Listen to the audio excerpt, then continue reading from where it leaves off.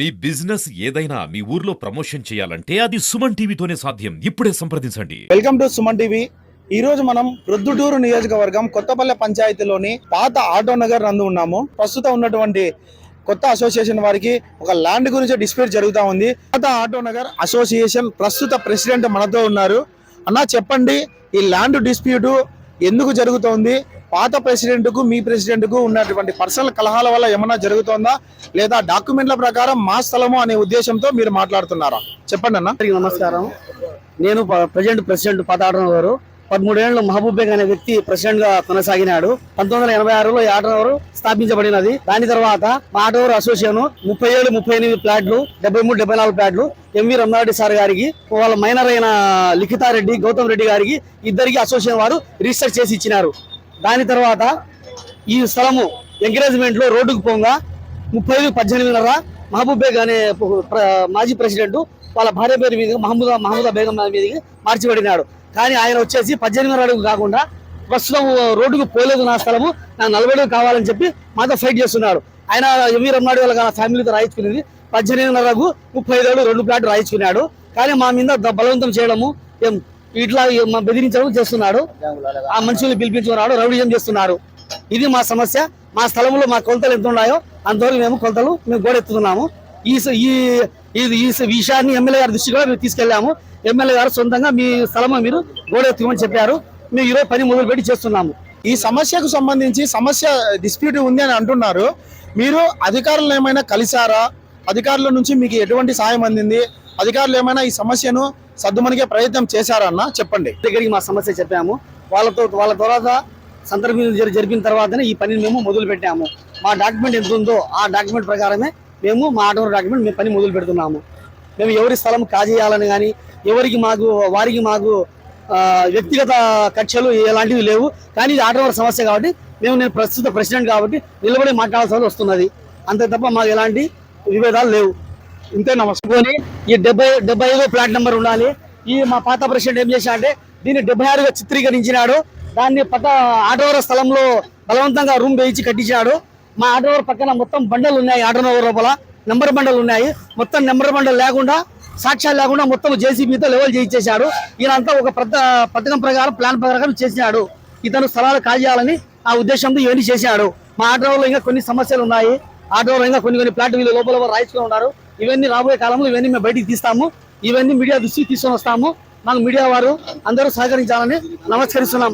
అందరికి సమాధానం మా పాత ప్రెసిడెంట్ సమాధానం చెప్పాలా. పాత ఆటో నగర్ సంబంధించిన ఆస్తులు అన్యాక్రాంతం కాకుండా మేము ఇక్కడికి మా గట్టులాగా ఏర్పరచుకుంటాము, ప్రహరీ గోడను కట్టుకుంటామనే ఉద్దేశంతో జేసీబీని పిలిపించి వీళ్ళు గుంత తీసే కార్యక్రమం చేపట్టారు. ఇందుకు గాను పాత ఆటో నగర్ సంబంధించి పాత ప్రెసిడెంట్ వాళ్ళు ఇక్కడ వచ్చి దీన్ని అడ్డుకోవడం జరిగింది. దీనికి సంబంధించి మనము ప్రస్తుత ప్రెసిడెంట్, ప్రస్తుత కార్యవర్గ సభ్యులు, వైస్ ప్రెసిడెంట్ వాళ్ళతో మాట్లాడే ప్రయత్నం చేద్దాం. విషయము ల్యాండ్ డిస్ప్యూట్ ఎన్ని రోజుల నుంచి జరుగుతూ ఉంది. దీనికి సంబంధించినటువంటి డాక్యుమెంట్లు మీ దగ్గర ఏమున్నాయి? మీ దగ్గర డాక్యుమెంట్లు ఉన్నప్పటికీ వారి స్థలం అని వచ్చి ఎందుకు ఇలా చేస్తున్నారు అన్న విషయాన్ని మాట్లాడదాం. ఎలాంటి స్వలాభాపేక్ష లేకుండా ఈ పని చేస్తున్నాము. మాకు ఎలాంటి మా సొంతానికి వచ్చేది ₹1 కూడా లేదు. దీంట్లో 700 మంది వర్కర్లకు గాను మేము మంచి జరగాల, వాళ్ళ ఆస్తిని పోగొట్టకూడదు అనే ఉద్దేశంతోనే దీన్ని చేస్తున్నాము. కానీ వాళ్ళకు కానీ మేము కానీ ఇబ్బంది పడకూడదు. ఎవరి స్థలం వాళ్ళకు ఉండాలా. వాళ్ళకు ఉండేది 40 అడుగుల్లో రోడ్డుకు పోను 18.5 అడుగు మాత్రమే ఉన్నది. ఆ 18.5 అడుగు స్థలం మేము ఇచ్చేదానికి రెడీగా ఉన్నప్పటికీ మాకు ఇంకా ఎక్కువ రావాలా, 40 అడుగులు రావాలా అని అడుగుతున్నారు. అది చాలా కరెక్ట్ కాదు. నమస్కారము. నేను ఆటోనగర్ సెక్రటరీగా ఉన్నాను.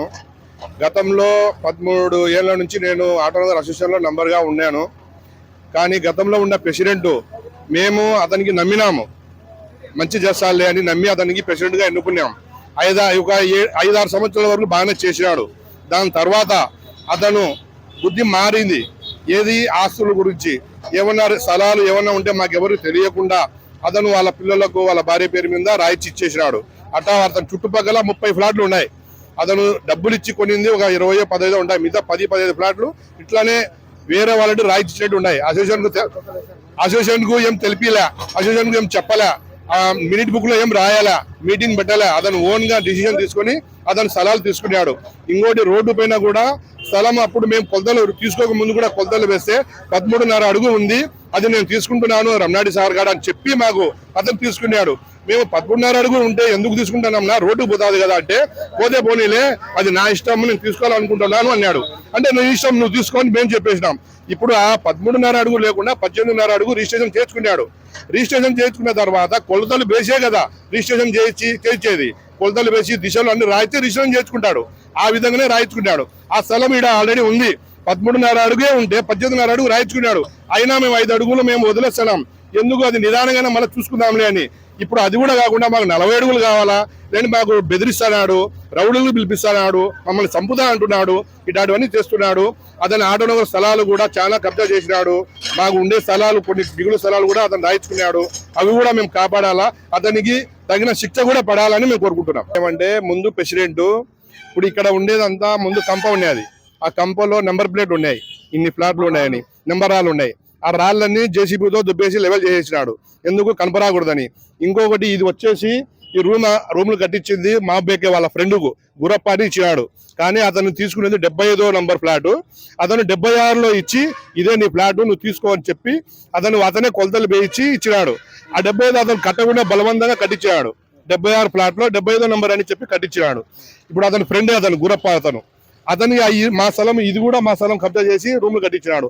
ఇది కూడా దీనిపైన కూడా మేము చర్యలు తీసుకోవాలని ఉన్నాము, కోర్టు ద్వారానే పోతాము. దీనికి మేము నిలబెట్టినాము, అందరూ ఫోన్ చేసిన వాళ్ళు చెప్పిన వాళ్ళు కూడా వినలే, మేము కట్టుకుంటాము మీ ప్రెసిడెంట్ చెప్పినాడు అని చెప్పి బలవంతంగా కట్టినారు.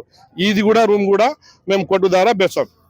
ఇదండి మనం చూస్తున్నాం కదా, పాత ఆటో నగర్ కు సంబంధించినటువంటి మాజీ ప్రెసిడెంట్ వారు ఇక్కడ ఉన్నటువంటి స్థలాలు అన్యాక్రాంతం చేయాలని చూస్తున్నారు. చాలా స్థలాలు కబ్జా చేశారు. ఇప్పుడు కొత్త ఆటో నగర్ సంబంధించిన మేము ఏర్పడిన తర్వాత స్థలాలు అన్యాక్రాంతం కాకుండా మేము చూస్తున్నాము. స్థలాలు అన్యాక్రాంతం కాకుండా ప్రతి ఒక్కరికి చెందేలా, ఎవరి స్థలం వాళ్ళకి చెందేలా మేము చూస్తున్నాము. చాలా మంది ప్రభుత్వ అధికారులకు మేము తెలియజేశాము, పోలీసు వారి దగ్గర కూడా మా సమస్య ఉంది, అయినప్పటికీ మాకు ఇంతవరకు న్యాయం జరగలేదు.